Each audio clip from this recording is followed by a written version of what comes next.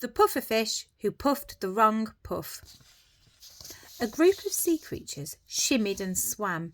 There were flounders, some eels and Shelley the clam, barracuda and dolphins in a great ocean park, and the tiniest, Minnie, the dwarf lantern shark. Dusty the whale is one more of our mates. He's a beluga, he's one of the greats. Then there's Billy the swordfish with his 2 dorsal fins. But Spike the puffer's where our story begins. Now Spike had a skill which set him up well. If he got scared or upset, his body could swell. But lately our Spike had started to suffer, and he was finding it really hard being a puffer. For a very long time, all our sea friends had swum in the same part of Sealand, together as one.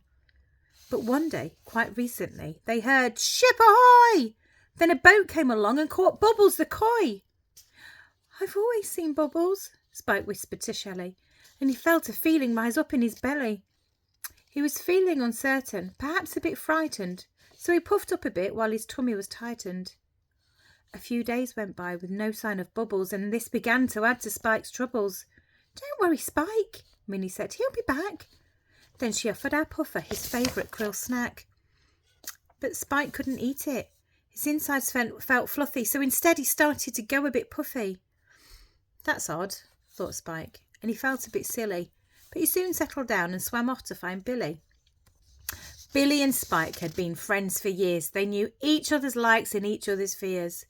Billy knew Spike found loud noises quite tricky, and Spike knew that Billy couldn't stand being sticky.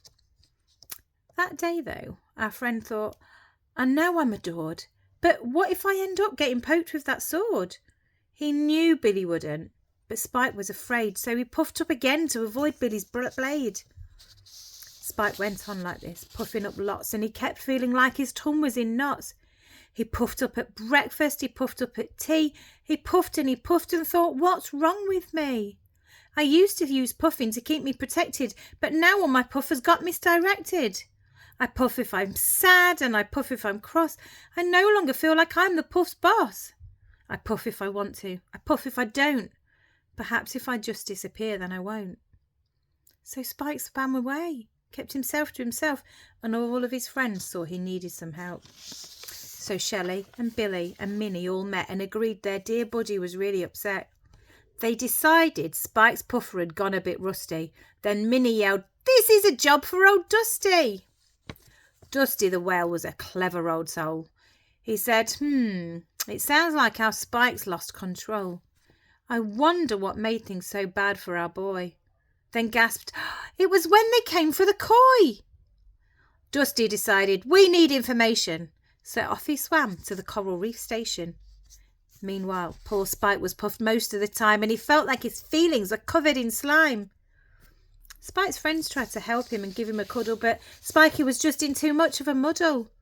His friends didn't leave him, but they kept a safe distance on the off chance their kindness met some resistance. A day or two passed. Then out of the blue, Dusty cried, "Spike, I've got good news for you. Bubbles is fine. You can come see him swim. He's just in some water that's better for him. He hasn't been captured. He's not disappeared. It's tough, but it isn't as bad as you feared. The water in our part is salty, you see. That's really good for you and for me. Our Bubbles needs less salt, so he's in a new part, but there's still loads of love for us all in his heart." Spike was so happy he thought he might cry. He felt he might puff all the way to the sky.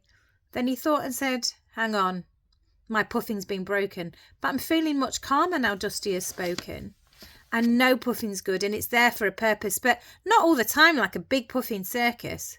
I'm going to go back to using my voice and remind myself puffing up can be my choice." With that, the friends swam off, enjoying some cake. Spike felt much calmer now his brain had a break. He remembered to only puff when he had to, and each time he chatted, his confidence grew. He did still miss Bubbles, his good friend the koi, but he'd swim out to meet him and show him a toy. And as time went on, Spike knew in his heart it was better for Bubbles to be swimming apart. Our story ends here. Which fish is your fave? Are you smart like old Dusty? Like Spike, are you brave? It's hard to have feelings when they feel so tough. But remember, with practice, you'll master your puff. The end.